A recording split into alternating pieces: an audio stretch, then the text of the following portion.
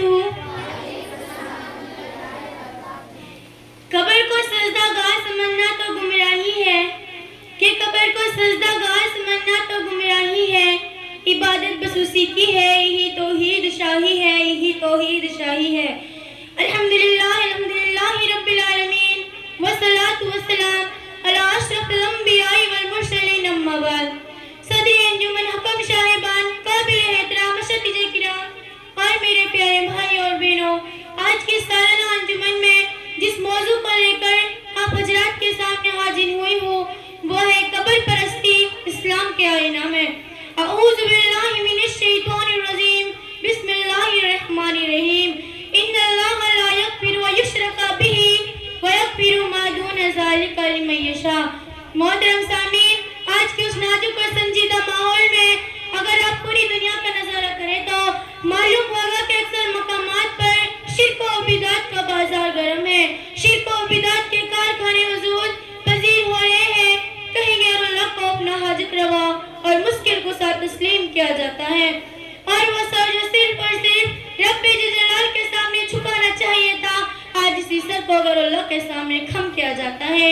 اسے مدد کا قبروں کے سامنے مطالبہ کیا جاتا ہے اور ان سے مرادوں کی تکمیل کا سوال کیا جاتا ہے اور ان کے لیے نذرانہ پیش کیا جاتا ہے، جبکہ وہ مسئولن ہو خود ہی مشارب میں اپنی حفاظت نہیں کر سکتے، جیسا کہ اللہ رب العالمین نے اعلان کیا ہے وَالَّذِينَ تَدْعُونَ مِن دُونِهِ لَا يَسْتَطِيعُونَ نَصْرَكُمْ وَلَا أَنفُسَهُمْ يَنصُرُونَ۔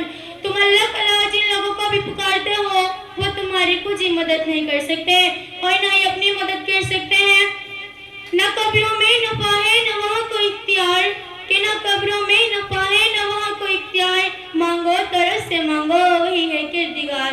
کیونکہ جن پیر بزرگوں کی قبروں پر جا کر مدد کا مطالبہ کیا جاتا ہے، جن سے مرادیں مانگی جاتی ہیں، جن سے اولاد کا سوال کیا جاتا ہے، وہ تو اس قدر بے بس اور مجبور ہے کہ وہ تو کھجور کی گٹھلی کے چھلکے کے بھی مالک نہیں، وہ تو موت کے شکار ہو گئے اور اپنی بھی حفاظت نہیں کر سکتے، تو مر جانے کے بعد دوسروں کی مدد کیسے کر سکتے ہیں؟ وہ تو اس قدر بے بس اور مجبور ہے کہ وہ تو کھجور کی گٹھلی کے چھلکے کے بھی مالک نہیں۔ اللہ رب العالمین نے قبروں میں مدفون لوگوں کی حالت کو بڑی ہی واضح انداز میں بیان کیا ہے وَالَّذِينَ تَدْعُونَ مِن دُونِهِ لَا يَسْتَطِيعُونَ نَصْرَكُمْ وَلَا مَا يَمْلِكُونَ مِن قِطْمِيرٍ إِن تَدْعُوهُمْ لَا يَسْمَعُوا دُعَاءَكُمْ وَلَوْ سَمِعُوا مَا اسْتَجَابُوا لَكُمْ وَيَوْمَ الْقِيَامَةِ يَكْفُرُونَ بِشِرْكِكُمْ۔ جنہیں تم اللہ سے پکار رہے ہو وہ تو کھجور کی گٹھلی کے چھلکے کے بھی مالک نہیں، اور اگر تم انہیں پکارو تو تمہاری پکار سنتے ہی نہیں، اور اگر بالفرض سن ہی لے تو فریاد رسی نہیں کریں گے، بلکہ قیامت کے دن تمہاری اس شرک کا صاف انکار کر دیں گے۔ پتہ چلا کہ اللہ کے علاوہ جن کو بھی پکارا جاتا ہے، خواہ وہ نبی ہو یا ولی، جن ہو یا فرشتے، یا پھر سید الانبیاء نبی کرم صلی اللہ علیہ وسلم کی ذاتی کیوں نہ ہو، کسی کی کچھ ہی مدد نہیں کر سکتے، غیروں کی کیا مجال کو کسی کی مدد کریں۔ اللہ رب العالمین نے نبی کرم صلی اللہ علیہ وسلم کی زبان سے یہ کہلوایا ہے قُلْ إِنِّي لَا أَمْلِكُ لَكُمْ ضَرًّا وَلَا رَشَدًا۔ اے نبی کہہ دیجئے میں نفع نقصان کا مالک نہیں اور نہ ہی ہدایت کا، نفع دینے والا نقصان پہنچانے والا تو صرف اللہ ہی کی ذات ہے جو بے نیاز ہے، اس کے علاوہ سب محتاج ہے، جیسا کہ قرآن کریم نے اس کو واضح اور بڑی انداز میں بیان کیا ہے وَاللَّهُ الْغَنِيُّ وَأَنْتُمُ الْفُقَرَاءُ۔ اللہ غنی ہے اور تم سب فقیر اور محتاج ہو۔ گویا کائنات کی ہر چیز اللہ تعالیٰ کی محتاج ہے، تو ان محتاجیوں کے سامنے دست سوال دراز کیا جا سکتا ہے۔ کسی شاعر نے کیا خوب کہا ہے، نہ مردے سنتے ہیں فریاد نہ دیتے ہیں جواب، کہ نہ مردے سنتے فریاد نہ دیتے ہیں جواب، زندہ ہے وہی رب جو کرتا ہے حساب۔ برادران اسلام، مت پوچھیں کن کن طریقوں سے شرک و بدعت کا ارتکاب کیا جا رہا ہے۔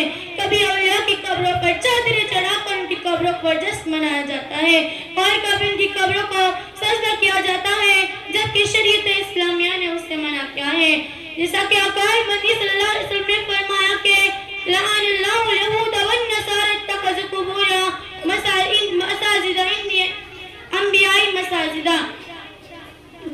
یہودی اور عیسائیوں پر اللہ کی لعنت ہو، انہوں نے اپنے نبیوں کی قبروں کو سجدہ گاہ بنا لیا ہے۔ اور ایک موقع پر آپ صلی اللہ علیہ وسلم نے فرمایا اللہ فلا تتخذوا القبور مساجد انی انہاکم عن ذلک، خبردار قبروں کو سجدہ مت بنانا، میں تم کو اس سے روکتا ہوں۔ ان حدیث سے پتہ چلا کہ اللہ کے علاوہ قبروں کا سجدہ کرنا جائز نہیں ہے، بلکہ کھلا ہوا شرک ہے، اور شرک ایک عظیم گناہ ہے جس کو اللہ تعالیٰ کبھی بھی معاف نہیں فرمائے گا۔ جیسا کہ قرآن نے اعلان کیا ہے کہ ان اللہ لا یغفر ان یشرک بہ ویغفر ما دون ذلک لمن یشاء، یقیناً اللہ تعالیٰ اپنے ساتھ شریک کیے جانے والے کو نہیں بخشتا اور اس کی سوا جسے چاہے بخش دیتا ہے۔ اور مشرک کا ٹھکانہ جہنم بتائے ہوئے ہیں۔ اللہ رب العالمین فرماتا ہے انہ من یشرک باللہ فقد حرم اللہ علیہ الجنۃ ومأواہ النار، جو اللہ کے ساتھ شریک کرتا ہے اللہ نے اس پر جنت حرام کر دی ہے اور اس کا ٹھکانہ جہنم ہے۔ مشرک قبر پرست اور اللہ کے علاوہ دوسروں کے سامنے اپنی پیشانی جھکانے والا تو جنت میں داخل نہیں ہو سکتا۔ جنت تو فرما برداروں کے لیے ہے، جنت تو پاک لوگوں کا ٹھکانہ اور نمک حلالوں کا ٹھکانہ ہے۔ جب اللہ کے علاوہ کسی اور کو حاجت روا سمجھنے والا تو ہر جاری ہوتا ہے، باقی وہ نمک حرام ہوتا ہے، اسی لیے اس پر جنت حرام ہے۔ جب کوئی انسان اللہ کے علاوہ کسی اور کے سامنے اپنی پیشانی خم کرتا ہے تو وہ شرک میں ملوث ہوتا ہے۔ آخر مختصر کے ساتھ اپنی تقریر کو ختم کرنا چاہوں گی۔ قبر یاد موت ہے بسنا مشکل کشا مقام ہے، کہ قبر یاد موت ہے بسنا مشکل کشا مقام ہے، مشکل کشا تو ایک ہے اللہ رب تمام ہے۔ آخر میں اللہ رب العالمین سے دعا ہے کہ قبر پرستی سے ہم سب کی عبادت فرمائے، آمین۔ وآخر دعوانا الحمدللہ رب العالمین۔ السلام علیکم ورحمۃ اللہ وبرکاتہ۔